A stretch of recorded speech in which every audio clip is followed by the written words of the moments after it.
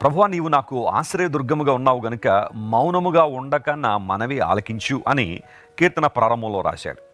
దేవుడు మౌనంగా ఉండట్లేదు. ఆయన మన ప్రార్థన వింటున్నారు. మనం చేస్తున్న ఆరాధన స్వీకరిస్తున్నారు. ప్రతి పరిస్థితిని గమనిస్తున్నారు. నువ్వు మౌనంగా ఉండక నా మనవి ఆలకించు అని ప్రార్థనాపూర్వకంగా ఈ కీర్తన రాస్తూ 7వ వచనం దగ్గరికి వచ్చేసరికి అంటాడు, ప్రభువు నాకు ఆశ్రయమును కేడెమునై ఉన్నాడు అనే మాట రాశాడు. దేవుణ్ణి ఆరాధించువారు, దేవుని స్తుతించువారు ఎల్లప్పుడూ కూడా బోల్డ్గా ఉంటారు, కాన్ఫిడెంట్గా ఉంటారు. ప్రభువా, నా కాన్ఫిడెన్స్ నీవే.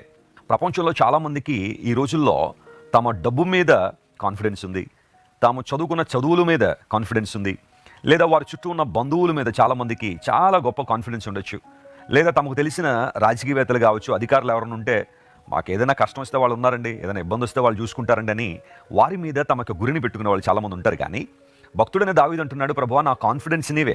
నేను ఈ రోజున బోల్డ్గా ఉండగలుగుతున్నానంటే దానికి కారణం నీవే.